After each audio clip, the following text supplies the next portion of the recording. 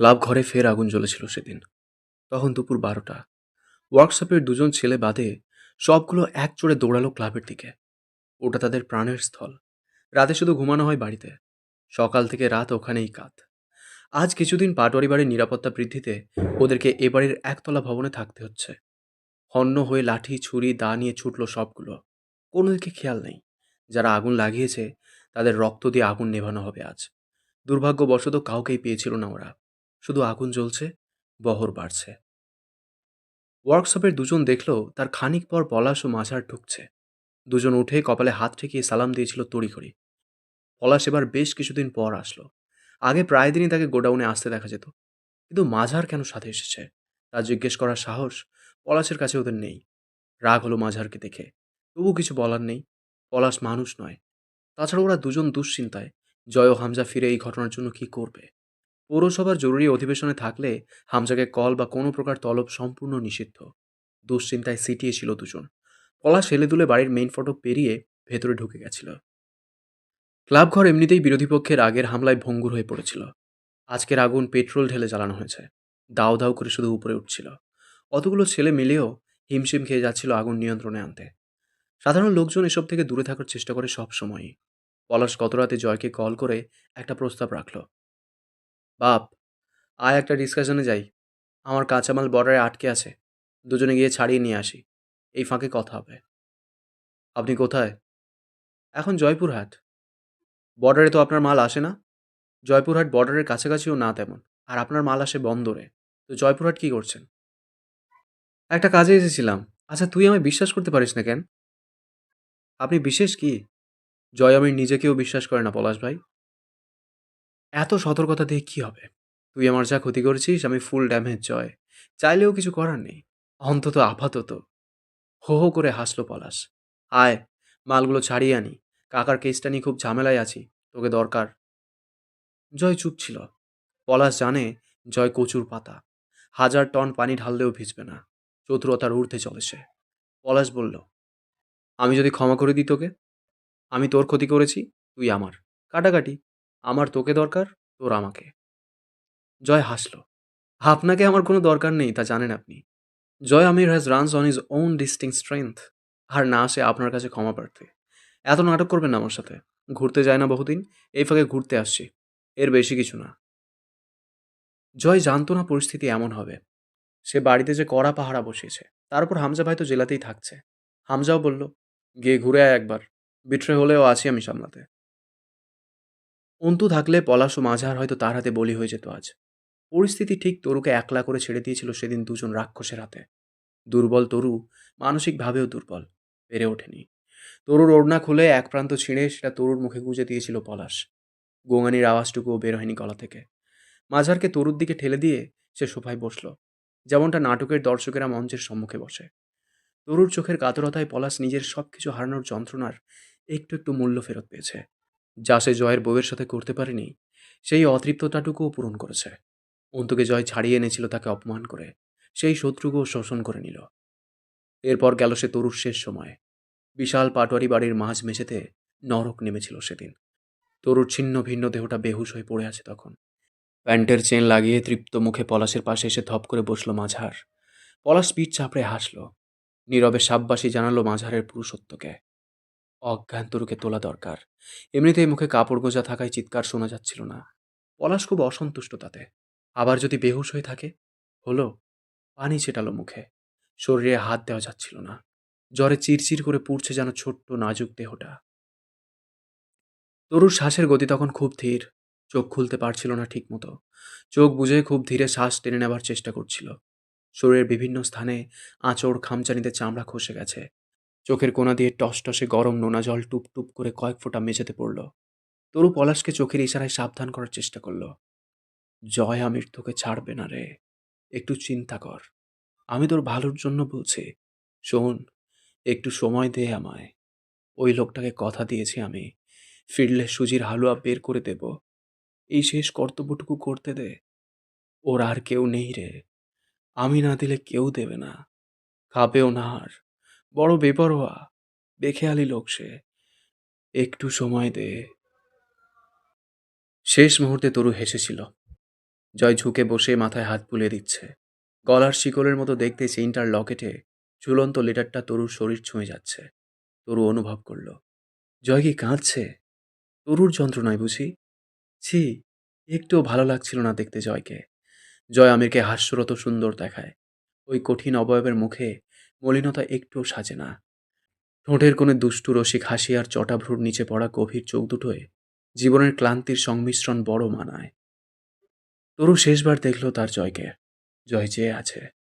আরেকজনের কথা তরুর মনে পড়ছিল। উকিল আরবিনকে দেখা হলো না তরুর। ও থাকলে কি এমন হতো ওর সাথে? ও থাকলে কি এমন হতো ওর সাথে? হামজা ভাইয়ের মুখটা ভেসে উঠেছিল। গম্ভীর বিশালাকায় দাড়ি গোফের মুখটায় এক রাস শ্যামলা মায়া। তরু আস্তে করে চোখ বুঝল। খুব শান্তি লাগছে। জীবনের অবসানে এত সুখ হবে না। জীবন তো অতি নিষ্ঠুর। তার কাছ থেকে ছাড়া পাওয়া তো সুখেরই। তবু বুকে কলিজা ছেঁড়া যন্ত্রণা। মায়ার টান বলে না এটাকে? তাই তো। কিন্তু কিসের মায়া? দুনিয়ার, নাকি কয়েকটা পরিচিত মুখের? একটা আস্ত ছন্নছাড়া জয়ামিরের মায়া নয় এটা। এ তো এক চঞ্চল অদ্ভুতুরে পুরুষের মায়া, যার পারফিউমের কৌটোটাও তরু এগিয়েছে। ধুর, কালো জিরে বেটে খাওয়াবে কে জয়ামিরকে? আর কাজু বাদামের পাত্রটাই বা বেড সাইড টেবিলের ওপরে নিঃশব্দে রেখে আসবে কে? অন্তু আর বাড়িতে গেছিল না। সোজা পাটোয়ারি বাড়ির দিকে রওনা হলো। তরুর জ্বর। এতক্ষণে জয়ামির বেরিয়ে গেছে। মেয়েটা নিশ্চয়ই একা। অসুখে মরবে, তো ও মুখ ফুটে বলবে না কিছু। বাড়ির সামনেই রিক্সা থামতেই ওয়ার্কশপের ছেলে দুটো দ্রুত এগিয়ে এসে সালাম দিল। আসসালামু আলাইকুম ভাবি, ঠিক আছেন? ভাড়া মিটিয়ে রিক্সা বিদায় করলো দুজন। বন্ধু বলল, ওয়ালাইকুম আসসালাম। কি ব্যাপার? আর সব কোথায় গেছে? এভাবে বাড়ি ফাঁকা রেখে কোথায় গেছে ওরা? দুজন কাঁচুমাচু হয়ে গেল। অন্তরে পর্যবেক্ষক দৃষ্টিকে ওরা ভয় পায়, ঠিক জয়ের মতোই। আসলে ভাবি, এত হেজিটেশনের কি আছে? বাড়ি ফাঁকা রেখে এভাবে বেরিয়ে গেছে। চারিদিকের অবস্থা তো জানেন, কখন কি হয়। তাছাড়া আপনাদের বড় ভাইয়েরা জানলে বিপদ আপনাদের। আগুন লাগছে ভাবি, কোনো মতে বলল একজন। ভ্রু কুঁচকে ফেলল অন্তু। কোথায়? ক্লাব ঘরে। ওরা ওখানেই। অন্তুর গা শিউরে উঠল। মুহূর্ত দেরি না করে পা ঝাড়া মেরে মুহূর্তের মাঝে ফটক পেরিয়ে সিঁড়ির দিকে দৌড়ালো। দোতলার সদর দরজা খোলা দেখে সেদিন অন্তুর অন্তরাত্মা থরথরিয়ে কেঁপে উঠেছিল অজানা আশঙ্কাতে। অন্তুই প্রথম পেয়েছিল তরুর ছেঁড়া দেহটাকে। বিমূঢ় হয়ে বহুক্ষণ দাঁড়িয়েছিল দেয়াল চেপে ধরে। তরুর দুপায়ের মাঝ দিয়ে রক্তের ধারা নেমেছে, ঠিক যেমন গর্ভপাত হলে হয়। শরীরের রক্তের সাথে লেপ্টে থাকা খণ্ড খণ্ড জামাটায় অসংখ্য ব্লেডের কাটা। ঠিক তেমনই শরীরটা ব্লেডের আঘাতে কাঁচা কাঁচা করা হয়েছে। অন্তু কুড়িয়ে কুড়িয়ে সেদিন 3টা গোটা ও 2 টুকরো ভাঙা রক্তমাখা ব্লেড পেয়েছিল, যেগুলো তরুকে নরক যন্ত্রণা দিতে ব্যবহৃত হয়েছে। তখনও পুরো বাড়িটা কবরের মতো অন্ধকার। প্রতিটা জানালা দরজা বন্ধ। এখানে মানুষকে হাজার টুকরো করলেও আওয়াজ বাইরে যাবার নয়। তরু শুয়ে আছে। এখন তার আর কোনো যন্ত্রণা নেই। শুকনো রক্ত ও যন্ত্রণাগুলো শুষে নিয়ে দেহটা পরম আরামে শায়িত এখন। অন্তু নিজের দেহ থেকে ওড়নাটা খুলে আস্তে করে তরুর নগ্ন দেহটার চাপা দিল। হাত দুটো শক লাগা রোগীর মতো থরথর করে কাঁপছিল। অন্তুর কান্না আর আত্মচিৎকারগুলো আর বাইরে আসেনি। সে বহু আগেই শব্দ করে কাঁদতে না ভুললে সেদিন তার কান্নায় আকাশের ভিত বুঝি কেঁপেই উঠত। মুমতাহিনার কথা মনে পড়ছিল। সেই ভার্সিটির মাঠ, শীতের সেই সকালে হামজার জয়ের বিশাল অবহেলা নিয়ে লোক দেখানো বসে থাকা। কালপ্রিট সেই পলাশি, ভিকটিম সেই এক ধর্ষিতার ছিন্ন ভিন্ন লাশই। শুধু সময় বাজি পেল্টেছে। উপরওয়ালা বুঝি বলেন না কিছুই। এই বাড়িতেই ছোট্ট মুমতাহিনার দেহটাকে হুমায়ুন ও পলাশ মিলে খুবলে খেয়েছিল। দিন ফেরে তো, তুলনামূলক ভয়ানক হয়েই ফেরে। শুধু সময়ের আবর্তন। কিন্তু সময়ের ফেরাটাই ইনসাফ থাকে না, একটুও না। কার পাপ কার ওপরে দিয়ে এমন ভয়ানক হয়ে বয়ে যায়। তরুর অপরাধ কি শুধুই পাপীদের আশ্রয়ে আশ্রিত হওয়া ছিল? এই অপরাধের এত চমকপ্রদ মাসুল, এটা না ইনসাফি নয়? অন্তু ওপরের দিকে চেয়ে অভিযোগ করে ওঠে মালিকের কাছে। উঠে আস্তে আস্তে হেঁটে রুমে যায়। জয়ামিরের ছবিতে রুমের দেওয়াল ভর্তি। সেদিকে তাকিয়ে একটা ওড়না গায়ে জড়িয়ে বাড়ির ফোন দিয়ে প্রথমবার হামজাকে কল করলো। মেয়র সাহেব, পাপ ফিরেছে মেয়র সাহেব। তরুর ওপর দিয়ে বয়ে গেছে। আসবেন একবার? আসুন বরং বাড়িতে একবার, পাপ দেখবেন। তুলির কান্নার আওয়াজে বাড়ির ইটগুলোতে কাঁপন ধরে যাচ্ছিল সেদিন। এই ছোট্ট তরুকে সে ছোটবেলায় চুল ধরে কত মেরেছে কথা না শুনতে চাইলে। আবার ওই পুঁচকি মেয়েটাকে ছাড়া একা শুতেই পারতো না ঘরে। আজ থেকে কি করে একা থাকবে ওই ঘরে? মেয়েকে সামলাবে কে? চিৎকার করে কাঁদছিল তুলি। রিমি পাগলের মতো ফুপাচ্ছিল মেঝের এক কোণে গুটিসুটি মেরে বসে। বারবার হেঁচকি উঠছিল। হামজা শক্ত করে ধরে রইল ওকে। হামজার বুকে মাথা লুকিয়ে চাপা কান্নায় গুংড়ে উঠল মেয়েটা। পাগলের মতো গোঙাচ্ছিল। হামজা দু হাতের বাহুবন্ধনে রিমিকে শক্ত করে নিজের বুকের মাঝে চেপে ধরে রইল। ভয় পাচ্ছে রিমি। চোখই খুলছে না ভয়ে। হামজা শান্ত চোখে চেয়ে রইল সদর দরজার দিকে। পুলিশ আসবে, এ নিয়ে তার ভাবনা নেই। ওই পাগল আসবে, তারপর কি হবে? তরুর মায়ার মানুষ ঢুকবে এখনই। জয় এলো। খুব ধীরে হেঁটে গিয়ে তরুর লাশের পাশে দাঁড়ালো। আর্মিলের ওড়না দিয়ে ঢাকা তরুর দেহটা। ওড়নাটা রক্তাক্ত হয়ে উঠেছে। রক্তের রংটা বড় প্রিয় জয়ের। আজ ভালো লাগছিল না। চোখে শুলের মতো বিঁধছিল। অন্তু চুপ করে তরুর গা ঘেঁষে তরুর হাতটা হাতের মুঠোয় নিয়ে জয় আস্তে করে হাঁটু মুড়ে মেঝেতে বসে। অনেকক্ষণ সময় ধরে চেয়ে থাকে তরুর বোঝা চোখ দুটোর দিকে। আলতো হাসে। অন্তু শিউরে ওঠে সেই হাসিতে। এত ভৌতিক সেই হাসি। এত ভৌতিক সেই হাসি। জয় পারে। কঠোর এক ভৌতিক হাসির মালিক সে।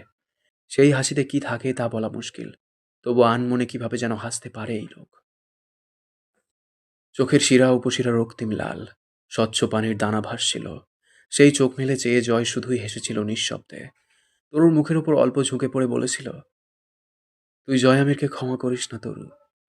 তবু তবে সে মরেনি এখনো। নিজের বাঁ হাতটা তুলে যখন তরুর তপ্ত কপালটা ছুল, হাতের ধাতব রূপালি রিসলেটটা তরুর বন্ধ চোখের পাতায় বিছিয়ে পড়ে। জয় আরেকটু ঝুঁকে মুচকি হেসে ফিসফিস করে বলেছিল, আমি এখনো বেঁচে আছি। তোর কবরের ডানে বাঁয়ে মাঝার আর পলাশের ধরেন মাথা দুটো দাফন করব আমি। কথা দিলাম। তবু ক্ষমা করিস না আমায়। একটুও না কিন্তু। খবরদার। সেদিন কেউ দেখতে পায়নি। জয় আমিরের বাম গাল বেয়ে নেমে যাওয়া এক ফোঁটা নোনা পানি ঠোঁটের বিভাজনে গিয়ে মিশেছে। ওভাবেই জয় আমির মেঝের দিকে ঝুঁকে বসা থেকে উঠে দাঁড়ায়। হেঁটে গিয়ে ফ্রিজ খুলে কন্টেনার বক্সটা বের করে সুজির মিষ্টি দুটো এক গালে ঢুকিয়ে খুব তৃপ্তি সহকারে চিবিয়ে গিলল। সে কম করে খেতে পারে না। এই বড় বড় লোকমায় খাবার খাওয়া তরু কত আবেশ নিয়ে দেখত। ডাইনিং টেবিলের কাছে গিয়ে জগ উপুড় করে ধরে ঢকঢক করে লিটার খানিক পানি খেলো জয়। সে খুব রিল্যাক্স। আরাম করে গামছা টেনে নিয়ে মুখ মুছল। এরপর পায়ের টাকনোর ওপর প্যান গোটাতে গোটাতে ঝুঁকে হেঁটে বেরিয়ে গেল বাড়ির বাইরে। কত কাজ এখন। পুলিশ আসবে, ইন্টারোগেট করবে, লোকজনের ভিড় জমবে, খবর বেরোবে, অনেক কাজ। এতক্ষণ শুনলে অবরুদ্ধ নিষেধের ৫৪তম পর্ব। তো কেমন লেগেছে কমেন্ট করে জানিও। প্রচুর কষ্ট একটা পার্ট ছিল। তোমরা যারা চ্যানেলটাকে এখনও সাবস্ক্রাইব করোনি, তোমাদের সাপোর্ট আমার খুব জরুরি, বুঝলে? তো যদি আমাকে ভালো লাগে, আমার উপন্যাস পড়াকে ভালো লাগে, তো চ্যানেলটাকে পারলে একটু সাবস্ক্রাইব করে দিও। আর ভালো থেকো। চেষ্টা করছি পরবর্তী পর্বগুলো তাড়াতাড়ি নিয়ে আসার। Thank you.